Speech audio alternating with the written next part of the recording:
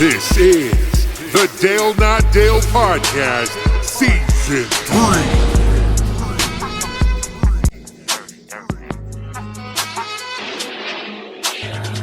On the podcast, we chillin' zest. Uncle Dale Von Magnus.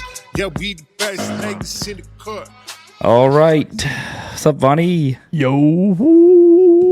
We got a guest in studio, Mr. Trey Ferrell. What's up, man? How's it going? We actually met Trey through Magnus. It's Magnus's brother-in-law. And he's way cooler just from being here a little bit with him. Way cooler. Yeah, just leave Magnus. Yeah. And so, so you're a former or retired homicide Yes, sir. detective? Yes, sir. And so I was like, that's pretty sweet. And I was like, Magnus mentioned it a while back. I was like, that'd be kind of cool to talk about. So glad to have you in, man. And you're local, so it makes it easy. Thanks for having me. Yep. I can't tell you how excited I am about this one. I said in the beginning, I want a principal, a teacher, homicide detective, And the garbage truck driver. and a garbage truck driver. I've never known a garbage truck driver. We had a garbage truck driver back over a guy a few years back. He was just sentenced a few days ago. Oh. Did you see that one? Pull a little closer to you. Was that in Lake City? Where was that at? I believe it was out west. It was West Harris County.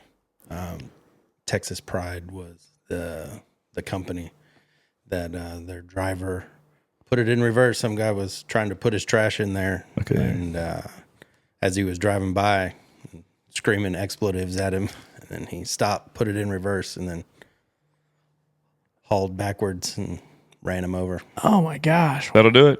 What kind of trashy person does that? Golly. The trash man. Was the truck okay?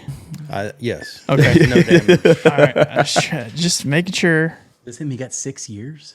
Yeah, he got 6 years for manslaughter.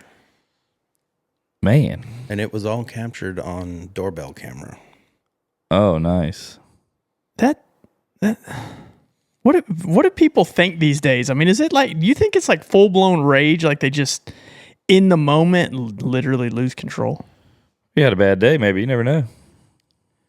I want to believe that that was not his intention. Like he got mad and threw it in reverse and started going, and then freaked out and drove off. And then- He's like, Yeah. oh, shit. I remember Yeah. the dude. Yeah. Did Yeah, he throw him in the compactor? No. Oh, okay. There was Could have gotten away with it. he was not identifiable as a human. Really? Go. You got any pictures? No. I do not. Dude, that's wild, man. I do not. Magnus pulls it up. There is video of it. I don't want to see that. Terrific. No, you do not. I don't want to see that kind of stuff. You What don't want to is- see see, it. You it- don't want to hear it. It is people like Magnus. I'm gonna give a perfect example right here. It's people like Magnus that when you talk about something 2 seconds later, this guy can pull up the most grotesque video in the entire world, and he's dark webbing it. No way you can Yahoo that. Yeah. Is Yahoo still a thing? I think so. You think so? I would assume. I have a distant email somewhere. Yeah. That's, Oh, that is true. Yeah, Yahoo. Yahoo is still around. Okay. Yeah. So, how long were you doing that? Working homicide? when I left, it was about maybe almost 5.5 years when I left. Wow. What made you decide to get into what inspired you to get into homicide? Was there were you a cop prior and you moved into you got to train or you got to work into that? Yeah, I'd worked patrol 10 years. For the 3 years, my last 3 years on patrol, I was a field training officer. So I did any new hires that the county had, I would take them through the paces, so to speak, show them how to crawl, walk, run as a law enforcement officer. Oh, wow. So That's Like Denzel in Training Day. not like Denzel. Dude, that was my... If you did that, it'd be awesome. I mean, do homicide detectives for the most part, or homicide detectives, yeah, in general, did they go to patrol? I mean, most of them go to patrol first, right? Yeah, that's It's kind of like a stepping stone. so you start out as a new officer, no matter what agency, whether you're with a sheriff's office or a big enough police department where they would have a detective bureau.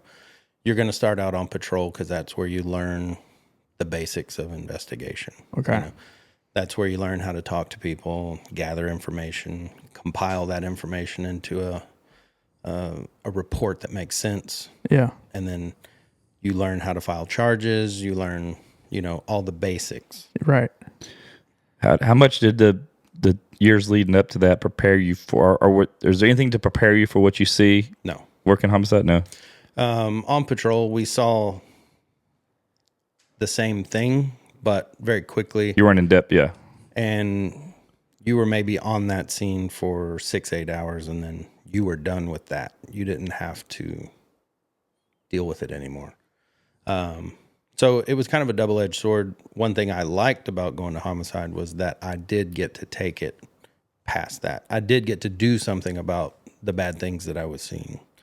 On patrol, you just show up and hold the scene. Yeah. And take the initial report, and then you wait for The homicide team. homicide to come in and do their job. And so you kind of didn't know how things went after that. So Yeah. being able to be a part of getting justice for the victim and the victim's family, it was very rewarding. I bet. Well, I guess that probably helped you too. Did you do any training in homicide as well? Did you train people? So you probably could train them based on what you've seen on the other side of it too. Yeah. It wasn't, they didn't have a system like field training for patrol. It was kind of like you were hanging out with the different detectives as they worked their case for like 6 months or whatever. You would go out on everything. So no matter if it was your squad or not, you're going to ride along and you're going to see what everybody does. And then after about 6 months, they'll probably give you what we called a ground ball, which is an obvious murder. You don't have to do a whole lot of investigation. It's kind of like a domestic murder where the suspect is still there and the victim is there, and Okay, It's basically cut close. right. That's Yeah. what we call a ground ball. Okay. And so Those are easy to solve. correct. But my first one after 6 months was a complete whodunit. It was a robbery gone bad. A guy got killed when he went to go buy some parts for his truck, and he was just in the middle of an apartment complex. Guy from Manville, Texas, up on the northwest side of Harris County, being somewhere he shouldn't have been. Yeah. Wow. So was that I know it was a whodunit thing. Were you able to solve that? Yes. Yeah. So Not because I'm awesome, but because There, you can pump yourself up here. you can brag. no. It's a selfless job. Yeah, it's a team effort. It's never going to be because you're awesome, right? Yeah. It's because you got lucky. Unless you're Ice-T. Ice-T I figures find anything it out. ironic that he's on a cop trip. Yeah. But Didn't they have a song called Cop Killer back in the day when he was? he did. Yeah. Yeah. Luckily on that one, there was a lady that went to high school with one of the suspects, and she saw him. In the area to. Or she saw him run from the scene. Oh, okay. And so one thing led to another, and there was 3 people that I charged on that case. Funny enough, Harris County let one of them out on bond, and he got murdered while he was out on bond. So What were his charges? capital murder. Okay, so he was charged with capital murder. He got let out on bond. Mm. Oh man, he was innocent until proven guilty. But let's just say, I think if he was going to be guilty, he got punished quickly. He consistently made bad choices. Yeah, I'm sure that's Yeah. I'm sure there's a trend with most of murderers. I mean, it's Jesus. So what consists of capital murder? So that is where another violent felony is being committed and you end up killing somebody. So if you're committing robbery, sexual assault, kidnapping, any other violent felony, and you kill somebody, it constitutes capital murder. Or you kill more than one person in the same episode. Oh, wow. Maybe capitalism isn't such a good thing. Yeah. So capital murder is, correct me if I'm wrong, is that capital murder, is that like a state charge, or is that that is what Texas classifies it as? classifies So it you as. could go to Oregon and it may be called something different. Right. Okay. So one of my favorite shows of all time is The First 48. I still watch it habitually. That's probably the only thing I watch. I think I've seen every episode, most of them 3 or 4 times. Do you think that show captures actually what happens? It captures a lot of what happens. Okay. It makes everybody believe that they know how to do our job and that they want to do our job after watching the show. Yeah. But what it doesn't show is 24 or 36 hours straight of being awake and working on a case and consistently being when you pull away from it, like get a little closer to you. It'll stop. Yeah, like that close. yeah, yeah. Oh, Yeah, no, it was like because that game that thing, wastegate, yeah. It yeah, there you go. Okay. All right, we're Yeah. good. Better. Yeah, sorry. Oh, perfect. I just wanted to cut out any. Can you hear me? Yes. All right. What was I saying? Sorry. It doesn't show the 24, 36 hours of no sleep and Yeah, and getting irritated with each other, and you just want to go home and go to sleep, but you've got to keep pushing because you've got something to work on. yeah. In little time, right? I mean, it's better to catch it in the first 48. When it's fresh, that's you got to strike while the iron's hot. So the first 48, I mean, that literally is critical. So that's why they call it the show. Or is that more so just a good marketing name? It's a good marketing name, and it's best practice, but it's not always when you're going to solve the case, right? Yeah. You're going to work hard on anything that comes in, and it might be longer than 48 hours, right? You're going to move on actionable intelligence. So you're going to gather as much information as you Yeah. can in the first 48 hours, which the more information you have, the better. You're going to keep hammering on it as long as it takes to get some information, and then move on it. Yeah. What's so like? What are some first steps? Like when you come up to a homicide scene, like what are some first steps you have to do, or like what are the things like you just get there? What is the mission critical? Identify witnesses, cameras that might have captured what happened. Get patrol's basic rundown of what they have, see call history in the area. A lot of neighborhoods now have LPRs, the license plate readers, in their neighborhoods, so you can see cars that come and go. Yeah. But establish witnesses, who saw what happened, figure out what happened, what type of injuries does the person have, so what kind of weapon you're looking for. Look for evidence of a scuffle or whatever. Yeah. Just anything that looks out of place, to help you piece together what happened. So right when you show up on the scene, is there somebody there debriefing you? Is this, or kind of like giving you updates? Is this patrol? Is it ambulance, coroner? Who is it there? So usually by the time we get there, it's hour and a half, 2 hours after the initial 911 call. So it's cordoned off already. Yeah, there's crime scene tape up. Most of the witnesses are being separated and detained.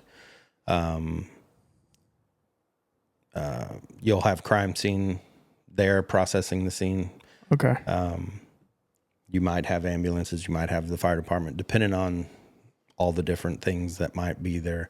But so it's very sensory overload. A lot of times in the middle of the night when you get out of the car, you've just been woken up and you slap on some clothes and drive an hour to a location and then get out of your car and then Gonna see something gruesome.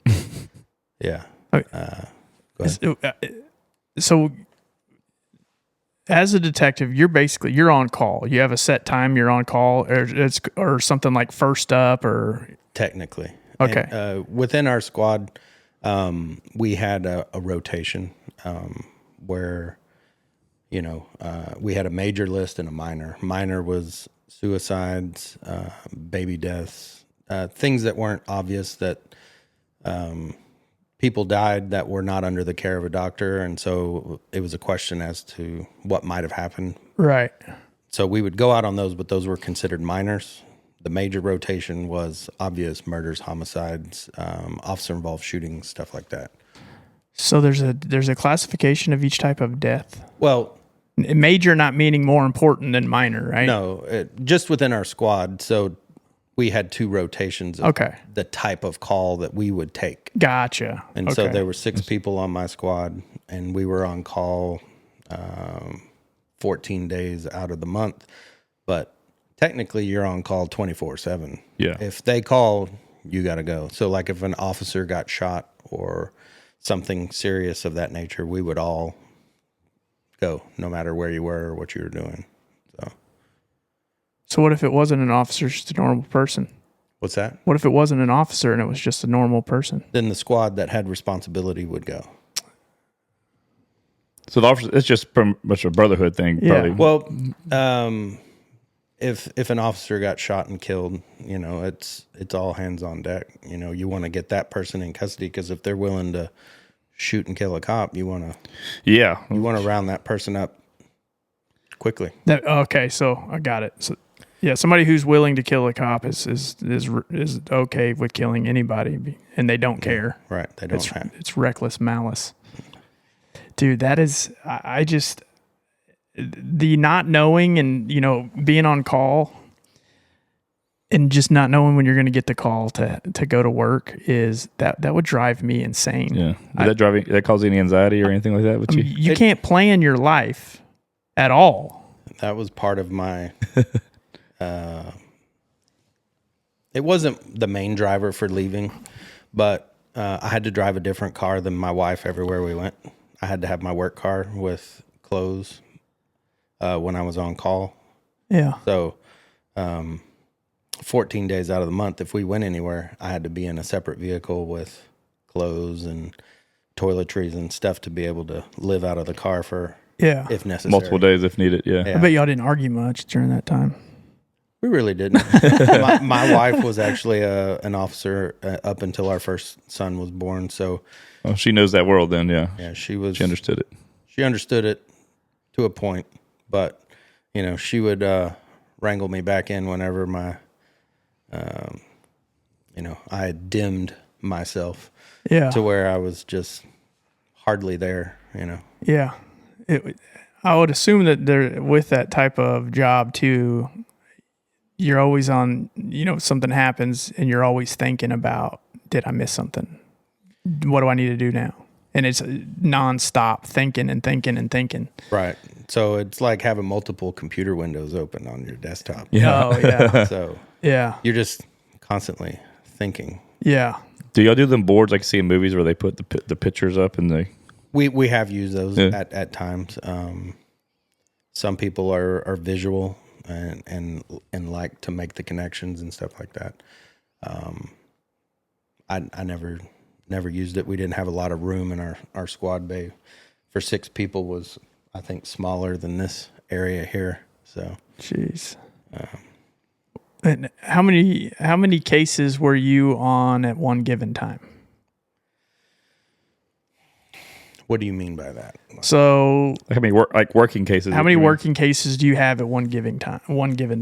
Like open. Like average. So they're open until they go to prison, essentially. So Okay. there's things that can be done on almost every case. So leading up to trial, you'll have the prosecuting attorney asking you for this or that or whatever, and you'll have to jump on that and, oh, we didn't do this. I want you to go do that. So, Yeah.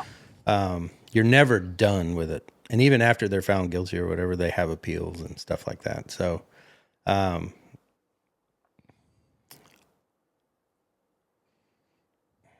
think I was lead on somewhere in the neighborhood between 30 and 40 homicides Yeah. in that time. And so I got my first one in 2018. And it just, I think the last person pled 6 months ago. Go. Your last case, 2018. Well, that was my first case, but the last person Oh, gotcha. Okay. pled in December, I think. So you've been out how long? I left March 31st of 2023. Okay. So, but he's saying for 2018 was his first one. It was still just finishing, Yep. getting closed. So it was 5 years. Jeez. That's tough on the families. I'm sure that's probably what your driver is trying to get Right. justice for them. I mean, you like to say, why does it take that long? But nowadays, you look at it, sometimes I'm glad that it took that long because somebody's not guilty. I mean, they would have. Well, I don't have to be politically correct anymore. The reason why things are the way they are in Harris County court systems is because a bunch of people came in that had no experience and should not have been elected as judges. And they're kicking the can down the road. Right. Instead of prosecuting the people. Yes. They're not doing their job. I mean, you hear that too. I mean, you can watch the news and see stuff. You see that stuff's happening. Yeah. And then you hear a lot of stuff. I mean, It almost kind of feels like it's always those big cities. Every big city that's run by Democrats is. Ooh. I agree. What? what? No, I mean, hey, look, there's a common denominator there. So in the last few years, when we would get a homicide, one of the first things we would do is find out what ankle monitors were in the area, because a large portion of our murders were committed by people who were on bond wearing an ankle monitor. Wow. Well, that's the thing that people bitch about online. You see these people get out. You're like, I can't believe this guy got a bond that's low enough for him to get out. Right. And then they go commit more crimes. I just You yeah. break your back to put this guy in jail for murder, and then they let him out on bond. And it's like, does that Yeah. seem like a good idea? That's And then that's a head scratcher. and then give the family no justice. Right. Yeah, that's that line of work for me would never work out. I like to sleep. I don't like to be disturbed. Oh, well, that's definitely not the job for you. Oh yeah, no, I would have PTSD on that stuff. I firmly believe that. No, that's why I leave it to the good old folks who can handle stuff like that.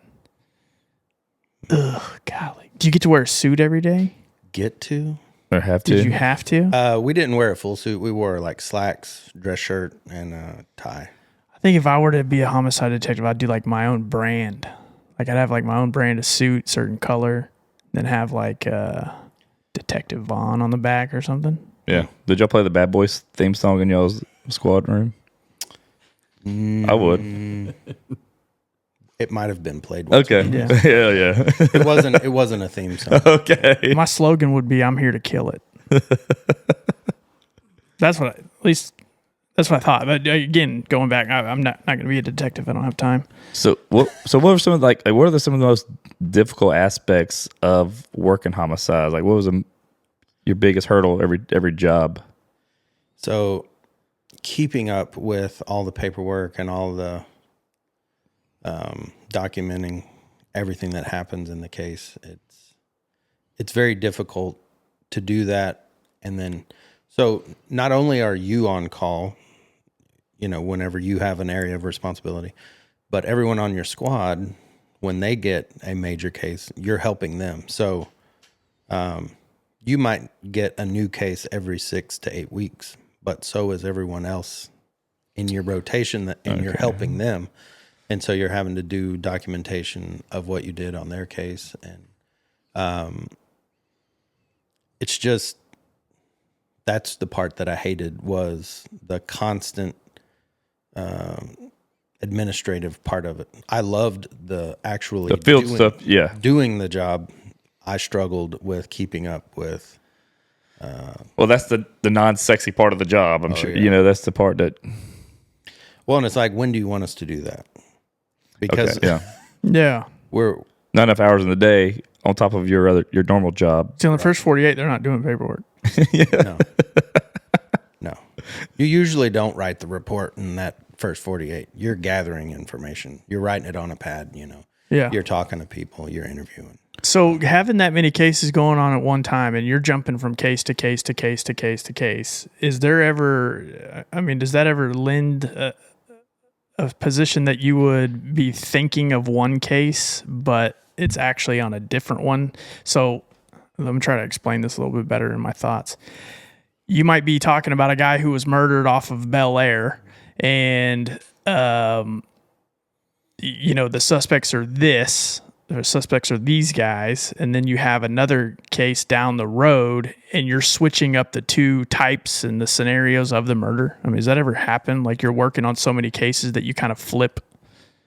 That didn't happen to me, but I'm sure it's possible that it could happen. You gotta be real organized. All kind of blurs together. You could see. Yeah. Yeah. I know for me, I'm in an industry where I have to see multiple different things, and it's really hard for me to, customer calls and asks, hey, I need this. And I'm like, well, what job was that? Of course I'm not solving murders, but I would think that would lend itself to death as well. Right. Sometimes, but they're all so different. And I think because of the circumstances when we respond to them, it's like etched into your brain. It's not something that, at least while I was there, it didn't bleed into the other cases. Yeah. Well, I guess when I walk up to a building that just had a fire, it doesn't really etch into my brain. But I think a dead person probably would. Yeah. Rest in peace. So there's so many questions I have. Back to my first 48. One of the things you had said is there's a lot of people that can watch that show and then think that they can do your job. Mm-hmm. So for me, that is not something I think I could do. But I am very, very confident that I could get away with murder. It depends on where you want to do it. I think there's a lot of different issues that I see where people screw up. Security cameras, obviously, these days. And the one biggest thing, the common denominator of most people is cell phones. That seems to be the biggest break in most cases I see where they track cell phone usage. You talk about TV. Mm-hmm. Yeah. Am I right? I would say the thing that screws most people is they cannot keep their mouth shut. Yeah, I can see that too. Yeah. Long term, they cannot. They're either proud of it or ashamed of it. Yeah. One way or the other, it's going to get out. Because I haven't told anybody. Right. So how many people, them blabbing their mouth, how did that usually get back to you guys? By informants, or there are some people out there that kind of... So cellmates that are looking to make a deal. Oh, yeah. Or, Crime Stoppers. We would get tips through Crime Stoppers where they pay a reward. Yeah. And it's anonymous, you can report any information that you have on a homicide, and if it leads to an arrest, I think it's up to $5,000 cash money that is not traceable. It's not, they give you a PIN number and you just go pick it up. Untaxed? I don't know about all that. Okay. But it's, I believe it's up to you to report that, but they don't take your name or information or anything like that. So. Oh, I'm sure everybody's reporting it. Dude. No, I've done some work for them. Crime Stoppers is pretty cool. That's a business idea. We could be... You want to go around the city and solve murders? Be like Batman. You're Robin. So it's not always that they pan out, but some of the tips that I received on some cases, they panned out. I had a capital murder in November of 2018, and I had nothing for a year and a half, and the Crime Stoppers tip was somebody who was obviously there, and it started me down the path, and we were able to charge the guy within 3 months of that tip. Wow. Dude, that's nice. Did you write him a thank you letter? I went and It's fully anonymous. well, I figured out who it was. So, You sly dog. we went and pulled her into the office, and I'll just say, hell hath no fury like a woman scorned. Okay. Yeah. I like that. I like that a lot. Yeah. That's funny. Not to get political, but do you think the people who were killed January 6th, would they be charged with capital murder? Capital murder. I don't know. Too soon? Sorry, moving on. God, I have just way too many questions. Yeah, there's a lot. So, like, was there a common motive that a lot of the homicides like panned out to be, you think? Yeah, it was a drug transaction. Drugs. Gotta be drugs. Marijuana. Oh, Not my even God. Who kills somebody for weed? A lot of people. Really? I mean, imagine that. Mm-hmm. Yep. If it was legalized, you think they'd still kill people? Yeah. Yeah, me too. Because it's all about making dollars off of it. Yeah.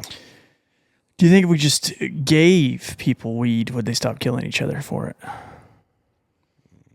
I think people are just going to kill each other. Yeah. Yeah. Oh my God, that's crazy. Yeah, I was wondering. I mean, I guess you I think that he's always talked about generalizing, but that's probably a generalizing thing to say. It's a lot of it's over drug deals, bad drug deals. That was the majority of them, but there was other motives to be sure. But more than 50% were drug related homicides. Would second to that be love triangles?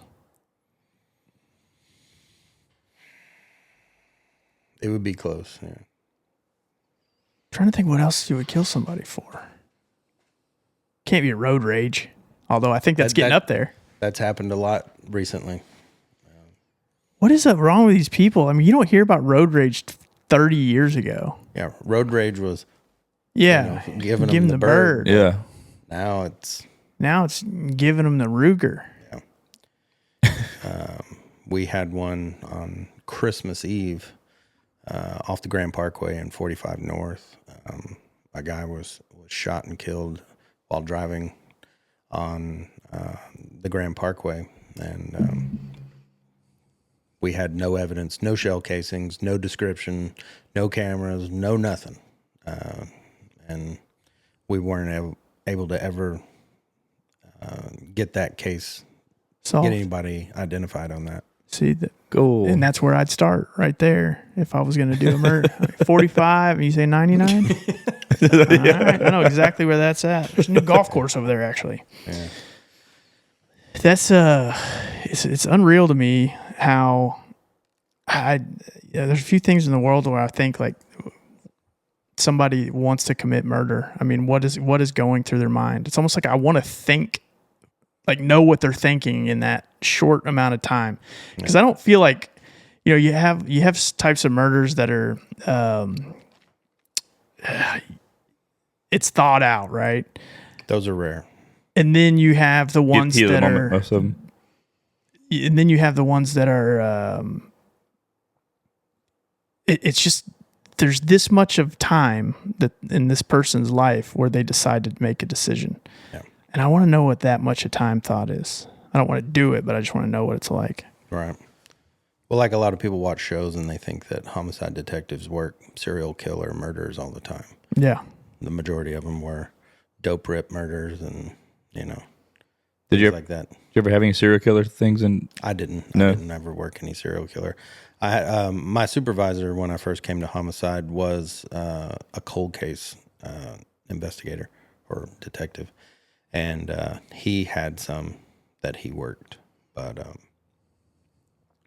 they were from the late 80s and 90s. So Wow. I think the cold case ones would be the hardest ones. right, because at a certain point, your suspects and all your witnesses die off. Yeah. So can you charge someone who is dead with murder? No. That's a good question, though. I mean, yes, it is a good question, but there's no point.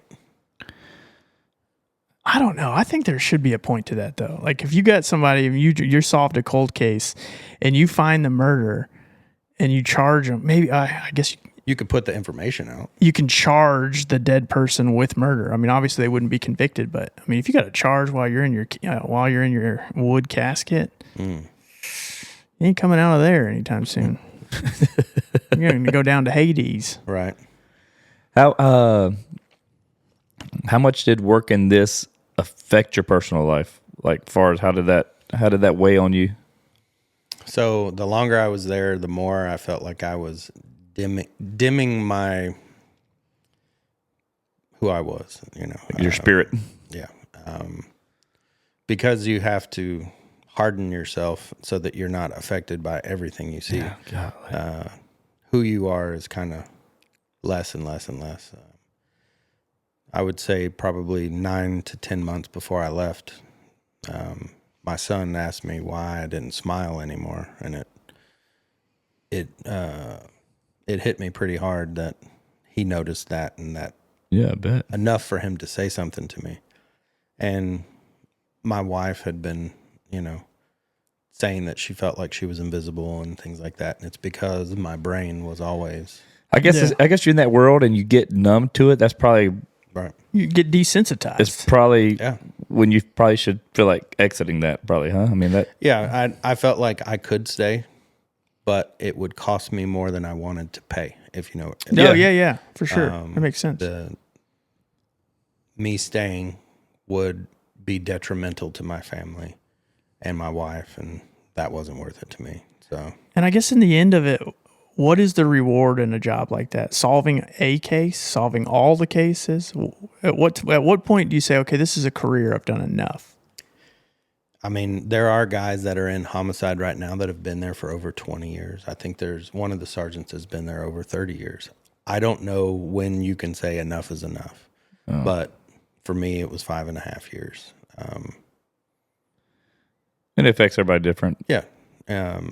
Affects home life different. Affects everybody's psyche different. Some people just are wired different too. Right. And God just happened to put an opportunity in my lap for me to leave.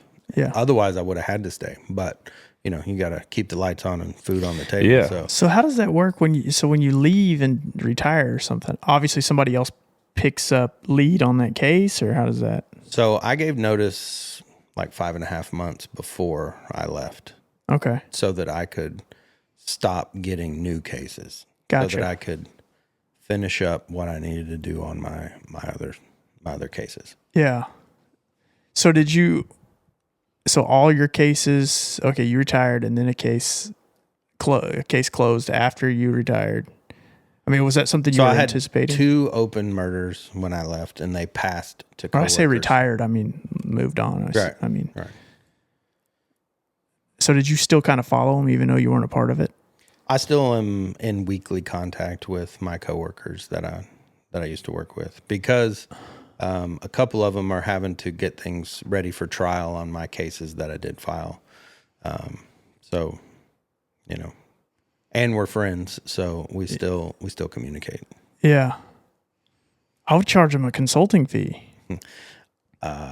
Well, I've been to many pretrial meetings and testified in court for free because I'm not an officer anymore, but the DA's office can't pay me as a witness, so I get to do it for free. Now that's what I call capitalizing. Yeah.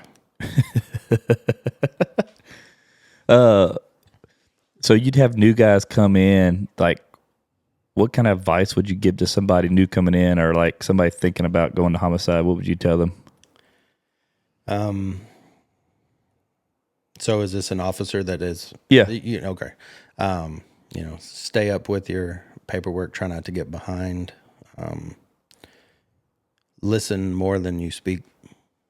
There's lots of guys that want to be the guy that is so smart they trick the guy into saying something in the interview room. That was my favorite part of Okay, I was the gonna ask job about the was interrogate. interviewing. Yeah. I'd love that part. I would love that part. I got a couple of funny stories. Well, we're going to hear them. Okay, good. But I got more results when I just shut up. Yeah. Because they're going to talk. They'll talk. They'll sing like a bird. There's like 10% of people that will not. They're very disciplined. They're not going to say anything. But a large portion of the population, given enough time and being quiet, you will usually get somewhere with wear them out. people. Was Not there necessarily wear them out, but it's hard to maintain physical control of your demeanor and your facial expressions while also telling a lie. It's hard for your brain to do both. And so you just let them bait? They just bait themselves into. You just keep working at it and talking and letting them. Was that a skill you had to develop, like the psychology part too? It was just being unsuccessful. Okay. And then watching how people reacted to different things and being like, well, that didn't work. Let me try it this other way. And would y'all put the light in their eye like they do in the movies? It was a room with fluorescent lighting above. Okay. There was no little spotlight. Man, the movie's really screwed up my thoughts. Yeah. I guess the misconception of what people think about your job is so skewed from television. Yeah. So the room was about like from that wall to like right here, and it had 3 chairs in there. And then the walls were made out of like dry erase board material, so they could draw like on the board, like if they were describing something, they could draw a picture or whatever, do a visual. So, Okay. but that made the acoustics in there terrible. So the microphones that we had in the room it made for terrible audio. So that was fun. I mean, every show you watch documentaries like that, yeah, the sound is never good that you hear from the. No, I think it's good now because right before I left, they switched out microphones and stuff like that. But I mean, another thing about being a suspect in a case is how many people are read their rights and don't immediately say, I'm not answering any questions without an attorney. right. That drives me insane why they say, why they talk. I mean, yes, of course, I want them the case to be solved. But if I'm the one being questioned, I'm not going to talk. Just ask for an attorney. And then if I keep getting pressured. So when are you going to get this attorney? What do you mean, when am I going to get him? Well, a lot of people think it's like a genie, like you rub a bottle and a lawyer appears. So if you elect to go that path, you're going to get processed through the court, and then you will be appointed one. But if we're just talking to you initially and you're not charged with anything, you're not provided an attorney. Because. Well, you can say Yeah, we'll end the interview, but right. You're still this part doesn't go away. We will talk to you again, so to speak. Yeah, but I don't have to answer. You don't. I'm just saying. Yeah. That was how we did things. You gotta think most criminals don't think as smart as what you could think you're thinking right now. They're well, they want to know what we know, so they're trying to get us to say what we know. They're fishing. Yeah, and So tell us one of these funny stories. We had I had a new detective that I was working with, and he had his first murder. This guy had killed his mother and put her in a box. Wow. Dismembered her and put her in a box. And we're in there interviewing this guy, and my wife, over the course of the time I was in Homicide, kept buying me uglier and uglier socks. Mm-hmm. to see if I would wear them or not. And this pair was bright neon orange, and it said Reese's peanut butter cups up the side, or it just said Reese's up the side. And so I'm sitting this, and my sock is up, and this guy who has just described the grisly details of what he had done said, "Are those Reese's peanut butter cup socks?" I said, "Yes." He said, "I love Reese's peanut butter cups," and then kept going on with the story about what he did. I mean, the guy was spitting facts in my mind. Yes. I mean, I too love Reese's peanut butter cups. Yeah, that's on the record. Yeah, It is. I mean, you would think a person who's going to acknowledge your Reese's peanut butter cups would never commit murder, but I guess a Reese's comes in different forms. Yeah. We had another guy that was in the interview room, and he was trying to prove that he was crazy. And so I had walked out of the room to get a form or something. And as I was walking back, my sergeant was watching the computer screen in another room, and he said, "I think that guy's getting ready to take a shit." I was like, "What?" He was standing in the chair with his butt hanging over the armrest, and his pants were pulled down. And then I heard him grunt, and then I saw the Oh my God! Who wiped him? not me. Why? That's a good question. Yeah, somebody's got to wipe him. He's in handcuffs. How was he supposed No, to he wipe wasn't him? in handcuffs. Oh, he wasn't. He was open. He was open-handed.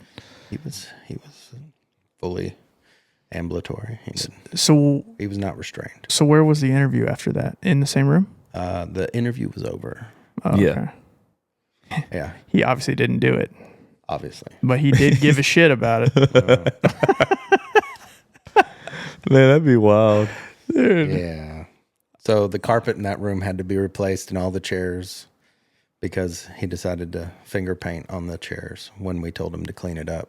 So Oh, He was a good artist, though? no, Oh, golly. he wasn't. Oh. he said no, he wasn't. It was a shitty painting.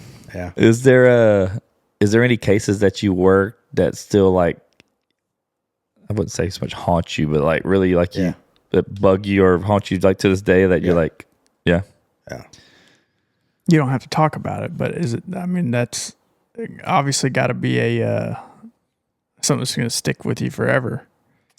Unfortunately, I've gone to seen people about it, and I've put it in its place, but it's still, it's ugly. Yeah. And that stuff right there, that is the reason why I couldn't do it. I think that everybody has a shelf life there. It's just not everybody realizes it. Right.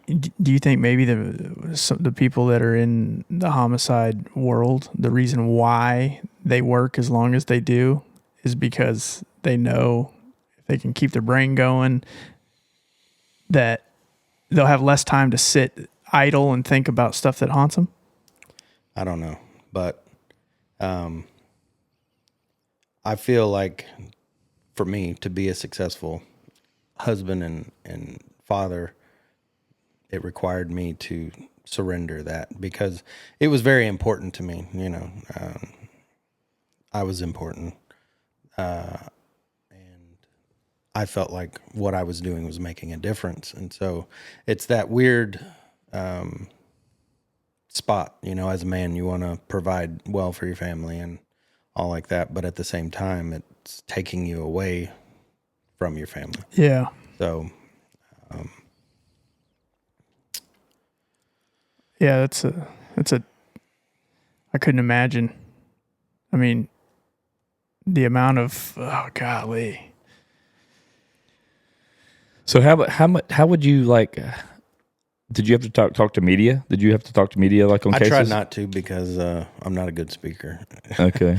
And I'd be a lot of Yeah. Oh, welcome to a podcast. Yeah. Yeah. No, I was kind of curious just how that plays out if you had to talk to media. Did you have conversations with the families, keeping them like they would get with you guys to keep them up to date? So usually, because we were getting there hour and a half after the event would happen, we had a media relations person with the sheriff's office that would come and give the media update or the sheriff himself would do it. But if neither of them would be there, the sergeant on the scene would usually provide those details. Golly. So luckily, I didn't have to talk to the media. There's a lot of moving parts in that stuff. I think I want to say that we had a policy that we were not to talk to, unless specifically directed to. Okay. I saw that on First 48. Yeah, they had that policy. Did I guess an interesting? Yeah, you I almost feel like you were kind of alluding to it. You obviously get to know these families. I mean, is there contact after closure? I mean, is there still people that send you Christmas cards, or or is there a policy against that? There's a couple of families that I'm pretty close with. To answer your question about after the media, we do the death notification once we clear a scene and we've identified family members and the decedent is identified by the medical examiner's office. Because we don't want to go do death notification with a family and it not be the right person. So once we have confirmation and we know that this is the person, then we will do death notification with the family. There are a couple of families that I've stayed close with through the years. One in particular, it was his only son that was killed. And when I told him that his son had died, it was like somebody cut the strings holding him up. He fell to the ground and wailed. And, it gives me goosebumps every time I think about doing that. I mean, like I said, I guess you could get, I could say, numb to the seeing gruesome things, but I'm sure talking to a family like that can never get. I don't. That's something you can't get hardened to because the empathy and the emotion there, you can't. I can see how you especially for an innocent family. Like, dude, that's got to be the freaking most toughest thing to do. I could see it getting hardened to death. I don't see any normal human being hardened to death notification to a family member. No, it is an unpleasant thing for sure. Yeah, that would be absolutely awful. Because sometimes you're trying to get information about the person who was killed, and you can't tell them up front. They know that something is wrong, and they're holding out hope while you're talking to them. And then when you finally do break the news to them, it almost feels like you've betrayed them. There's a lot of complex emotions in that moment. Yeah. So. Oh God. I couldn't do that. No. I couldn't do that. Yeah, those are the things that they don't show on TV shows that are the unpleasant part of the job. Yeah, the camera's always in the car, and then they just get back in the car and they tell you, well, that's never easy. That's the hardest part of my job. Yeah. I say that every time, especially on season 7. What's his name? So there are guys that were on First 48 when you were watching it from Harris County Sheriff's Office that are still there. And oh yeah, absolutely. Quite honestly, for the First 48, Harris County's not on there as much as it should be. But I will say Tulsa, Oklahoma is on there way too much. And I know that Houston has way more murder. Well, Texas passed a law now. They can't have shows like Cops or First 48 or anything anymore in Investigation. Why's that? I don't remember exactly which case it was, but I don't know if he's researching which one it was. But there was a law passed in Texas that you can't have the film crews present during whether it be patrol investigations or the homicide investigation. Yeah, I don't remember what was the catalyst behind it, but I think there was some officers who lied or something about an incident, and it was all on video, and so. Yeah, you know, put anything damning out there is going to be, I'll tell you what, man, Texas has changed over the last couple of years. Here we are, no porn, no cameras, no cop shows.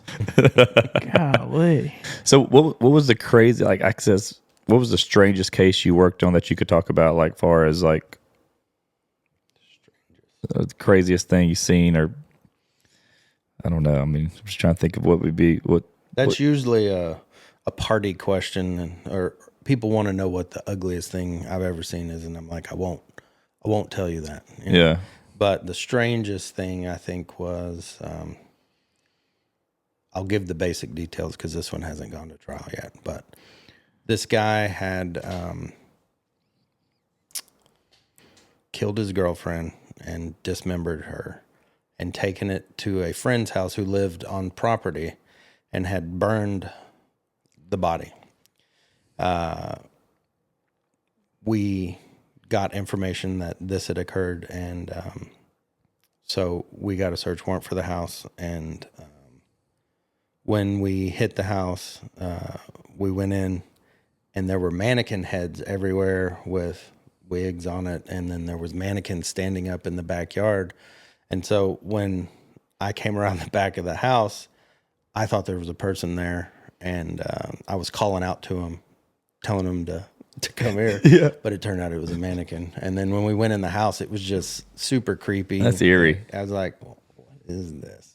And, anyway, we on that case, we got with EquiSearch, and they helped us do. They sifted the ashes and stuff, and we were able to identify the remains Yeah. from the victim out of the burn pit. Dental records? No, there was none of that left. Do they use one of the dogs that can smell human? Yeah. That's Cadaver what I dog? learned. Yeah. Yeah, there was no cadaver, but they could smell that there was human remains there, and so we got bone fragments was all that was left. Golly. See, that's another way. I wouldn't burn somebody if I wanted to get away with it. I mean, I've seen making a murder. Feed them to pigs. No, I wouldn't even feed them to pigs. No, I was. That's what Bricktop said, and Worked on Snatch. and Snatch. Yeah. I mean, Great movie. I mean, I don't want to say what I would do and how I'd get away with it, because then I might not get away with it. Right. But I think our ocean is pretty vast. Have you been watching Dexter? No, I have not. I don't even know what that is. Okay. That was an HBO show. It's basically you. He was like a vigilante, though, right? Yeah. Was his premise. He was a I never watched it, but I know the basis of the show. He was a serial killer who had a code. You know, he only killed bad people. I think we need those. I think we need those. I think those are the types of serial killers we need. Some contract work. Wet work. Wet work. Wait a second. Wet work. Well, that's in what's that movie? I don't remember. It's in a lot of movies. Oh, that phrase is Red. I'm thinking of, like, it's a comedy movie with Bruce Willis. horrible bosses. There we go. I think that's different wet work. Yeah, no, I was just trying to say. I was like, man, what is this? What are we into here? Not that. I'm willing to try it. No, I'm kidding. So looking back now over a career as a homicide detective, would you do it over again? Yes. Do you think that it had some ability to shape you who you are today? Yes. Okay. I feel like a lot of people, even though they have basically a traumatizing career at times, and also, it's got its ups too. Yeah. I think a lot of people, you ask them and they say the same thing. Like, yeah, I would do it again. 100%. I say people that go to the military, would you do it again? 100%. Oh, most of them. Did you have a background in military? In No. Forces? No. What made you want to decide to be a cop? Just like,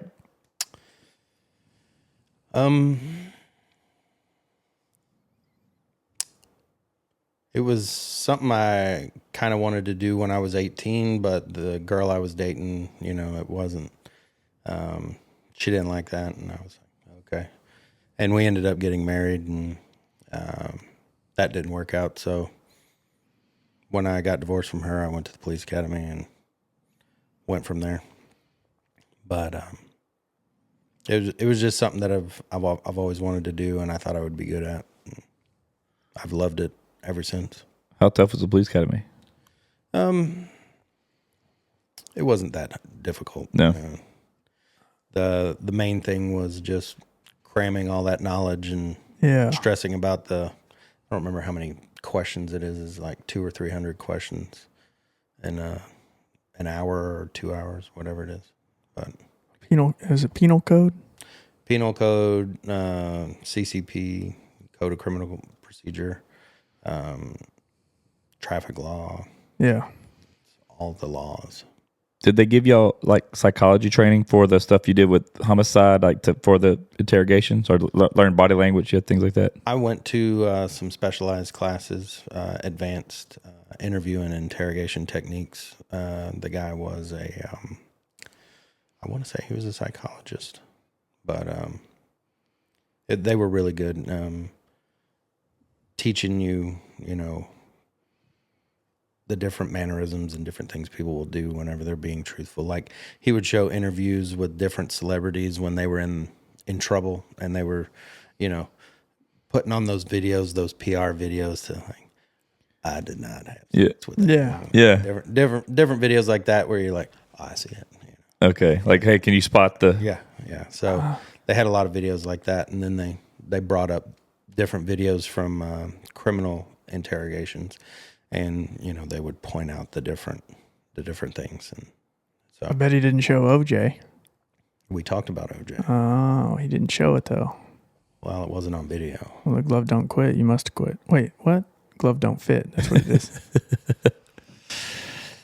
So yeah, I think the mind games you have to play with some people is probably pretty interesting. I mean, in general, the job is interesting as far as from a brain work perspective, but I do feel that monotonous paperwork over and over and over again, and not to mention that your paperwork has to be pretty thorough because this stuff is going in front of a court. Correct. And small mistakes could possibly free somebody who was, They could throw a case out, I'm sure. It could. Yeah. It's important that everything's done right.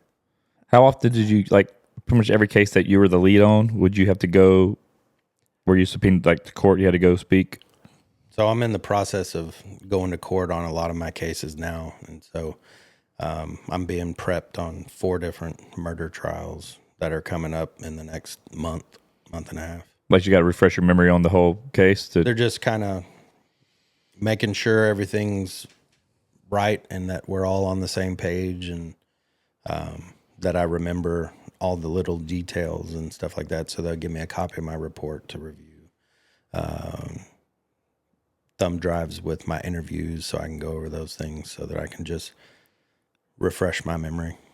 So, do you ever listen to a thumb drive and be like, man, I just lied right there?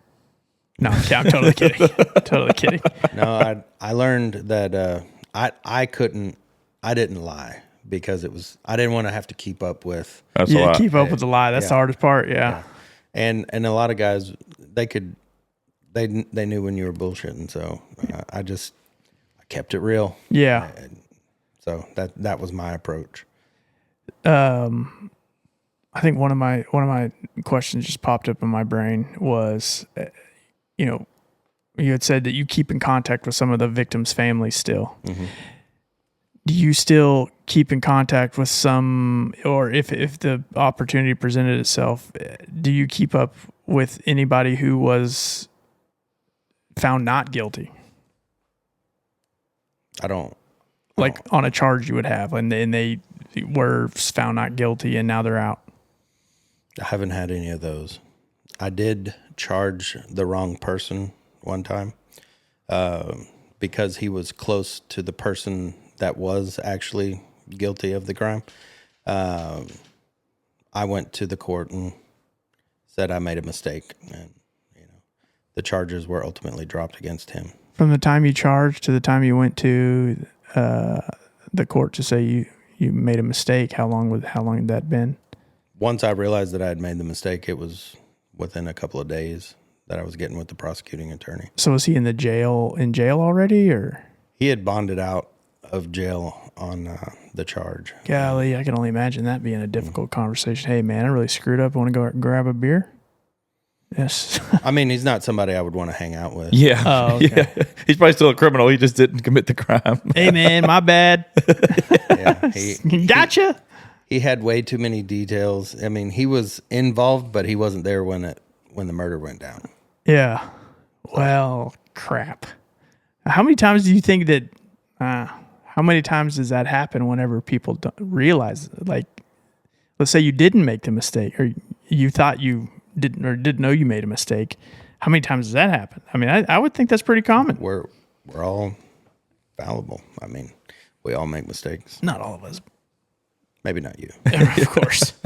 I guess the case could get subjective too, though, with things that you're seeing. And Sometimes officers can get tunnel vision, and they exclude things that kind of go against what they have in their mind as to what's going on. Sometimes you can get into that mode, but we try to guard against that, and that's part of when you're on a squad. Sometimes your squad members will play devil's advocate and say, like, did you think about this? Did you think about that? Are you sure? You know, people will challenge you and make sure that you're doing the right thing. how was that with squad members? Like, what kind of camaraderie was that? Because you guys are on a tough situation. So how did y'all let loose as a group? I mean, So when I left, there was a couple of people that I was close with, but we had sort of lost a lot of people in my squad to promotions and people leaving, and so I wasn't that close with some of them. But the ones that I was, we would meet up for dinner occasionally or something like that. But mainly it was when we were not on call or not at work, we were with our families. yeah, because you were together all the time. Yeah, we were with each other more than we were with our families, so we didn't spend too much time outside of work. Okay. Yeah, you probably the only way to get away from that is get away from that totally, I'm sure. Yeah. Because if y'all get together, you're probably still going to talk about work shit. Potentially. Yeah, sometimes, yeah. I wouldn't suggest that group going to do axe throwing either. I've never done that. Yeah, I've seen them bounce back at people, and it's just like, yeah. So you're there. I mean, you're there after the homicide's committed. It's already, you say you could be up 2 hours or so after the heat of the crime and everything. yeah, when we actually show up. Yes. Has there been any physical altercations that you ever had to get in? Was there anything everybody around or somebody? You're talking about at that point Yes. in the investigation, you get there and you still It's still active. Yeah. Mm-hmm. Yeah.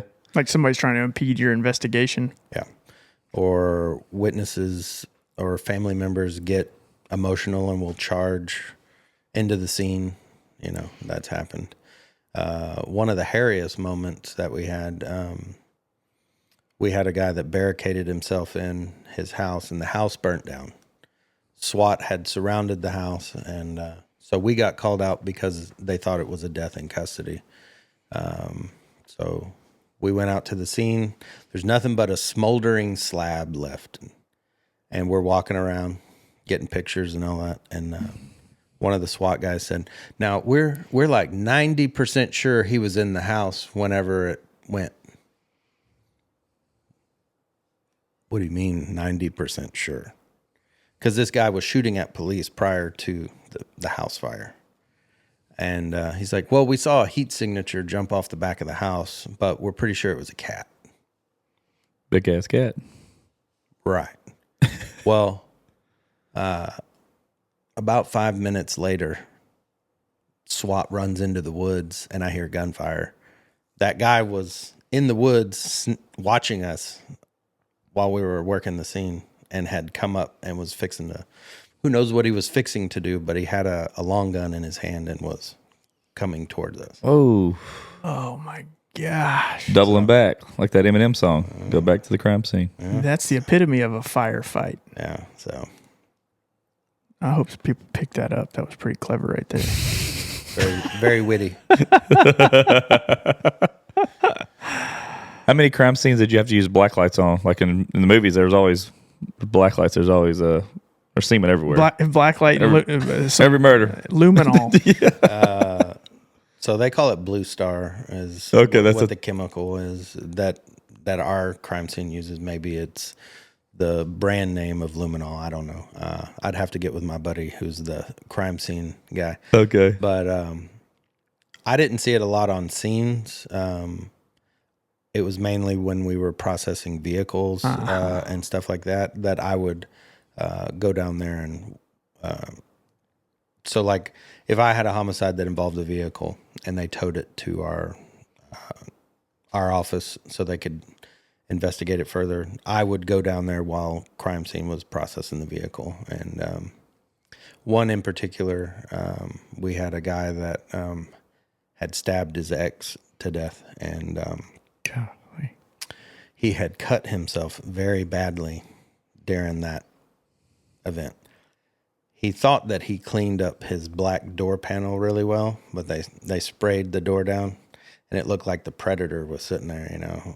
Yeah. Everything just lit up big time. It was all over the dashboard and all over the door. It's pretty cool. Those are the nerdy moments where you're like, that's awesome. So that just pulls up any like body fluids? I want to say it reacts to something. It reacts to a compound in the blood. Yeah. Oh, for blood. Okay. Yeah. You know, that's another thing I notice about these dumb murderers who always get caught. They do a murder in a car and then they clean it to high heaven. They use bleach. They make it look spick and span. They make it smell good. And they're dumb enough to forget to look under the carpet. You got to clean under the carpet. The luminol finds that every time. It detects the iron and the hemoglobin. Look at that. Good job, Magnus. Wish I had Google. So was there any, like, so when you had new guys come on, was there anything, like, any pranks or anything y'all would do with new guys? Like, any kind of... Not really. Y'all's is a little different than versus a police, like, patrol guys that you see. Yeah. On patrol, it's a little easier. A little more lighthearted. Yeah. Whenever you get to homicide, you've usually been around the block a few times. So Okay. you're usually... You know, yeah. You're not going to go straight into homicide, right? Yeah, Okay. Yeah. I remember there was a rookie that was real gung-ho. He wanted to kick a door. And we got a suspicious circumstances call. And I got out of my car and I immediately knew that it was advanced decomp. Yeah, it was going to be a real stinky one. And he's like, "Can I kick the door? Can I kick the door?" Yes, you can. Absolutely. And it was an instant gag on him. He kicked that door, and when the wind hit him in the face, he went right there on the entryway to the house. Golly, I can't. It's funny. Just Dude, I can see a lot of stuff. I mean, I wouldn't get right with seeing the stuff you see, but smells bother me more than anything. Oh yeah. So, Can you imagine post Chipotle? Imagine a rotted body for weeks, and then that's whenever they go like they start swelling up, and then They swell up quicker than that. well they swell up, and then what is it? That's when does rigor set in? Within hours. Within hours. So rigor is the stiffening. Yeah. yeah.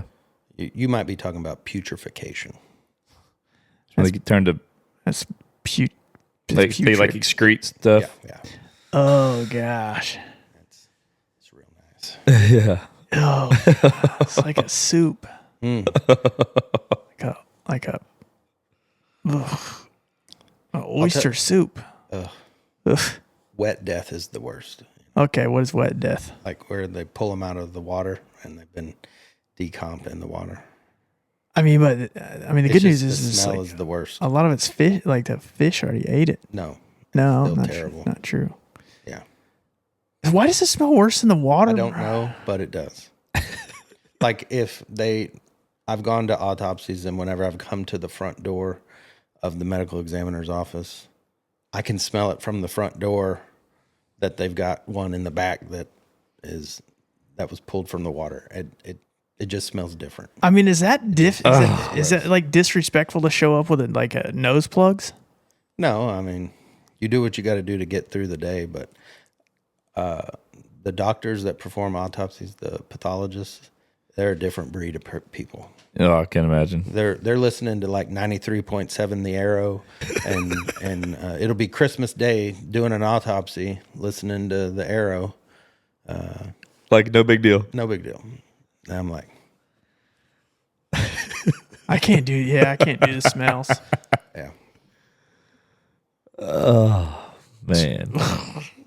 Dude, I'm getting sick thinking about it. Sorry. I do want Chipotle though.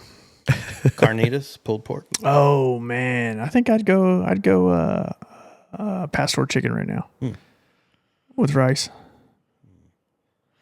Man, that's crazy.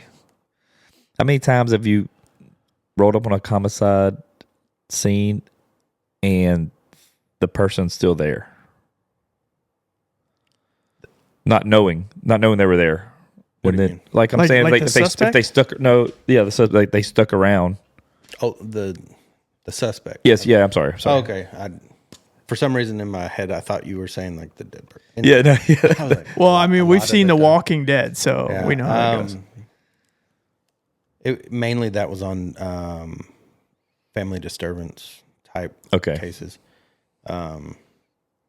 or child Okay. involved. Still family.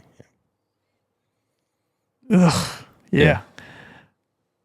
Yeah. There's a no, it wasn't what movie was it where they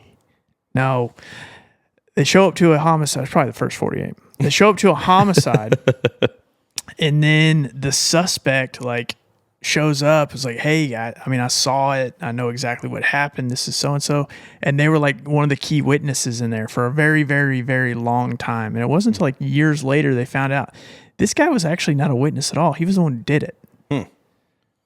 I want to say that was First 48, the sequel that has the follow up. That's what it is. Actually, that is what it is. I just saw that not too long ago. So, anyway, That would be So interesting. being that you worked homicide for those many years, got out, has there things you've thought about that you could have done that job better now going back? Or different approach or anything that you're like, man, if I known this, like I know what I know now, I could have been.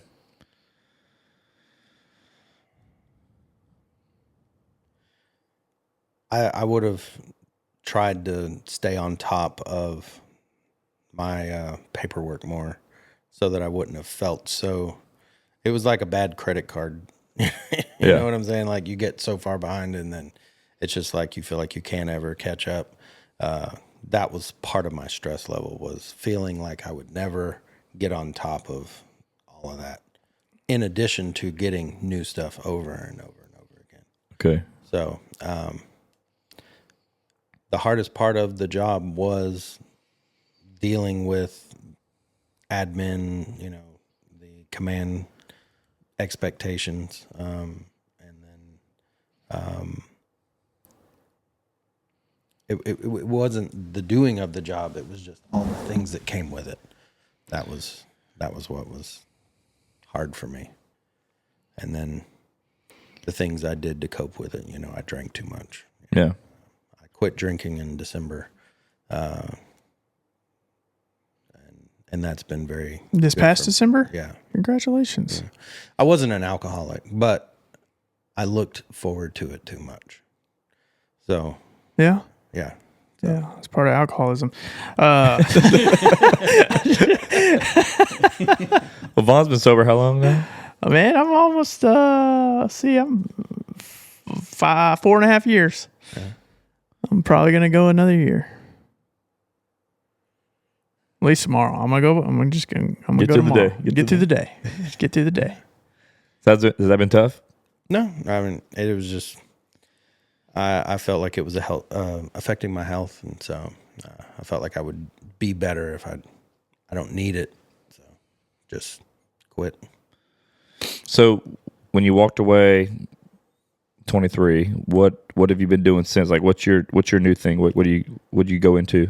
I'm a private investigator now. That the main part of my work is defense work. So defense attorneys who are working on a case will send me a case file with all the discovery in it, and I will go through the case and see if there are any additional witnesses, if there's any additional information that can be gained. It's kind of the same job. It's just sometimes in an investigation things are overlooked or whatever. So it's just an extra set of eyes on a case, and Like your third party. yeah. Okay. So you're just contracted. Well, like I to said, do it, right? you're a fresh set of eyes on something, and with your background, I'm sure that's why you're successful at that job, because you're like, okay, you can spot some things, or Right. So being able to do it as a like Civilian, contracted, right? Do you have to? Is there some sort of like certification you have to have, or is that part of? I had to get a what is it called? license. TCLEOS or something? No, that was with when you're in law enforcement, you have your TCOL license. Okay, that's what it is. That's your peace officer license. Gotcha. Yeah. and so the other thing, you should have to be certified or some kind of license. Yeah, I got a PI license. So Can I get one of those? Public intoxication. yeah, you can. You can go to the DPS website and fill out a form, and you got to go through some hoops, but you got to take a test and get insurance and start a company. Insurance. Suggestive. I don't need that. No, they won't give it to you unless you submit your insurance form. I'll fraud that insurance. Ooh. No.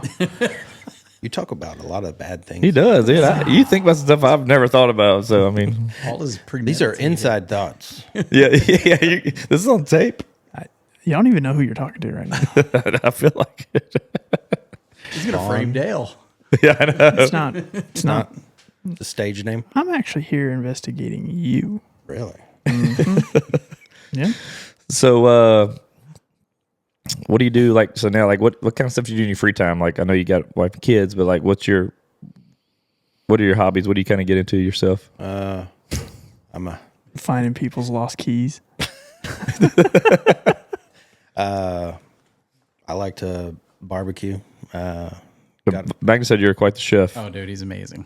I wouldn't say I'm a chef. I just like to cook for people, sit down and have a good meal and conversate.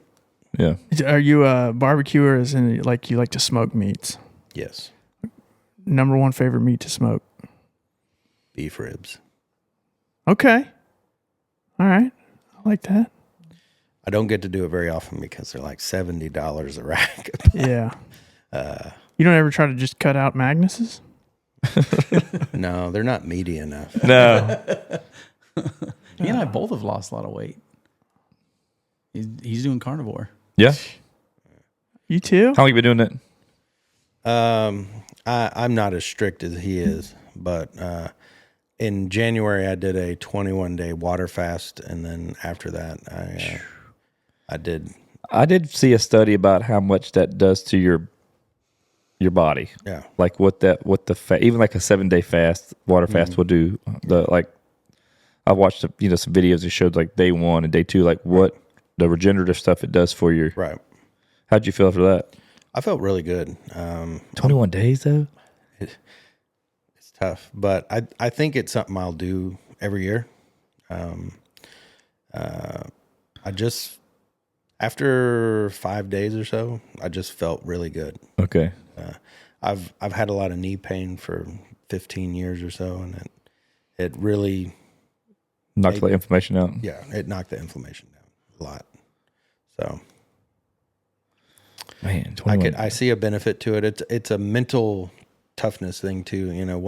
Once you do something like that, it's easy to say no to certain things that you shouldn't.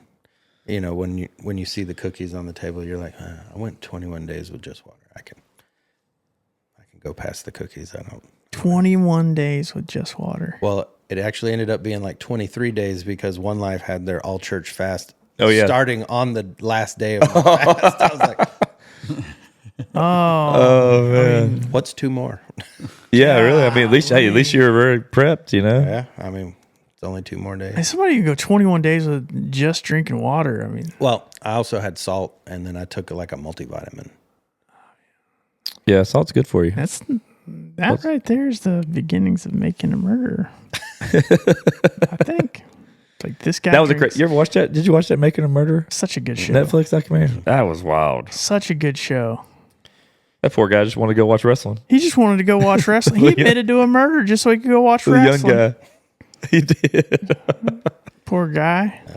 Is there anything that you see on TV that just makes you roll your eyes? Like you're like, oh god, like the cliche stuff you may see, like all the time. Yeah. I can't think of any in particular, but yeah. anything. Well, CSI Miami was always that Horatio guy. He would make cheesy lines. Do you remember CSI Miami or what? I feel like I have seen CSI Miami. I have to look This at the people redheaded in- guy. Yeah. I think. Why does that sound so familiar? Yeah, he would take off his glasses. Oh yeah. Yeah, it Say was something. just- Oh yeah, he was goofy looking Oh, dude. shit. I think I saw a rerun of that late the other night. yeah. CSI regular was good. Okay. Yeah. What was I think the Caruso or something like that? Yeah. Something Caruso, yeah. The show that I liked the best was Bosch. It's on Amazon. Yes. It's about a homicide detective, and that, Pretty realistic. it is realistic, except for how many shootings he's involved with. And And the still a house he cop. lives in too. yeah, the house that he's on the side of a hill and overlooking L.A. Multi-million-dollar house. Yeah. Other than He's that, trust fund. It's pretty legit. Bosh, I heard that one. I'll check that out. It's a good one. It's a good show. So that shows some pretty good complexity of the job. The interactions between officers and stuff like that is pretty accurate. Okay. I'll check that one out. Yeah, he told me about it a while back. It's really good. Bosh. That's crazy. I've seen MASH. Same thing. Same I liked that show. So, all right, man. Yeah. I'm about out of questions. You asked all those questions that you wanted? I mean, there's too many. I mean, I have way too many questions because what happens is I'll go into a rabbit hole because I need the more information I have is it's just going to make me better at getting away with it. Okay. Good to know. Good to know. Yeah, exactly.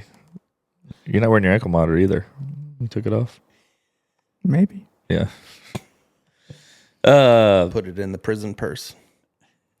Oh. Ooh, you just made me blush. Golly. Hey, I guess the same thing when you get a bunch of dudes. How raunchy was it within the force, within the guys? I mean, I'm sure it was just a bunch of fun locker room talk, huh? sometimes, and it, we had to check ourselves a lot because cameras are always on us on scenes, and we're trying to deal with things and tell jokes and stuff like that, but I wouldn't say it was ever raunchy, but it was definitely inappropriate. Yeah. So Well, Yeah. Some people, I'm the same way. Like I would make jokes. Like when I go to funerals. to cope, Yeah. That's Yeah. how I do things. I go to funerals and I'm probably going to make a joke because that's how I cope with stuff. yeah. Yeah, it was just it's a super interesting job. And I'm sure there's a lot that you can't disclose that's even crazier, which we Right. get, So And we'll talk about that right after we turn off the Yeah, the guys that are still doing it, I have the utmost respect. I still love everybody that I worked with. I look forward to when we get to hang out, and I'm a board member of the Southeast Homicide Investigators Association, and we have a conference every year, and a lot of times several people from my homicide unit will come to that, so I get to hang out with them during the conference, and so that's pretty cool. awesome. What are those like? Those kind of like talk about the new things coming out, or that's like It'll be presentations by different investigators, how their case went and what steps they took, and where they went wrong, where they did right, so people can kind of learn from both mistakes and. so a lot. I guess there's a lot of the scenarios and things overlap with other agencies. I'm sure a lot of the same. It's a lot of the same things done, but it's just presented a different way, and like Everybody's brain works different too. Yeah. How they see it. usually they do a theme. Like one year we did mass shootings was the theme, and so they had people from the Las Vegas shooting. Yep. The Aurora, Colorado theater shooting. There was a couple of other ones, and so that was the theme. So they had presenters that were from all those different mass shootings. Speaking of that Las Vegas one, they got that. They got that song by Eminem, "The Darkness." You ever heard that? So it's on one of his newer albums, like last couple of years. But he has a song called "The Darkness," and like he's in the mind of that killer in the hotel room. Mm-hmm. Dude, it's like you ought to check it out. It's a really like he's telling it like story time, like how it is like he's in real time. Like it kind of sounds like he's a performer, but he's actually in the mind of the killer. And then like it goes to it, and at the end of it, like it plays out, and you hear it. Then you hear like some of the news excerpts talking in the background. Like, man, it's a wild song, and it's just crazy. Like he puts himself in the mind of the killer, and so it's really it kind of give you chills, man, because it's wild because that was a real thing. I mean, he's talking about a real person and a real tragic event. So it's funny. It puts you in the mind like he's in the mind of that guy, you know? Right. It's ironic someone's still talking about that event because it sure did go away pretty quickly. Speaking of conspiracy. Anyway, that was last week. So, yeah, it's a pretty cool organization. Awesome.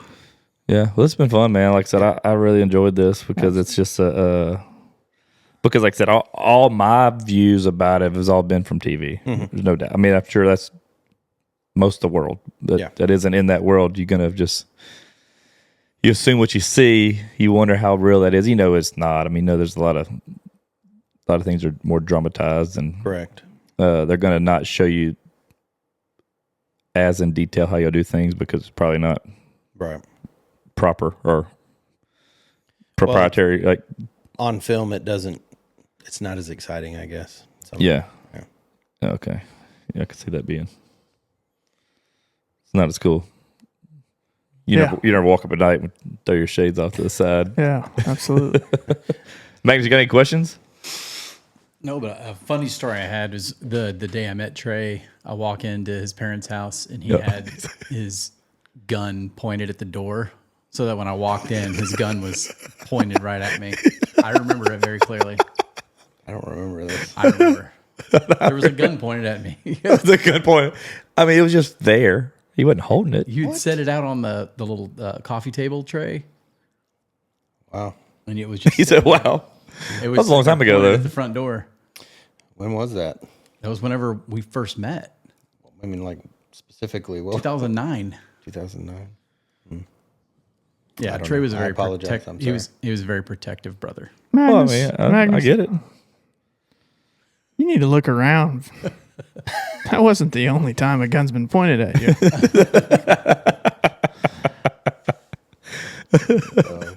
But no, yeah, this is definitely one of those. I'm glad we got you in. Definitely wanted to talk about talk to somebody in that line of work, more so for research and less for planning. And yeah, man, thank you very much. Oh, you're welcome. Thanks for having me. Yeah, thanks for coming in, man. This has been a cool conversation because it's just we can't. I mean, I guess a normal person can't get their head around that. Yeah, you can't. You couldn't even put into words how crazy the stuff you've seen for us to even visualize. Yeah. So, yep. All right, Dale. Well, that's a wrap, man. That's a wrap. Yep. Appreciate it, Trey. You're welcome. Let's go kill it. Keep it tight. Uncle Dale's wisdom dropping like gems. With Vaughn's quick wit, we them boys, yeah, we damn. In our zone, we stay laughing to a new feat. Good ranches meet, bring them good eats. We stay swangin', no words, never bland. Podcast kings on the mic, yeah, we grand. From the heart and the soul, our stories unfold. Raw and real, yeah. Our tales is gold, cause we tipping on 4 bowls, wrapped in 4 bowls. Podcast too ill, Magnus take off his clothes.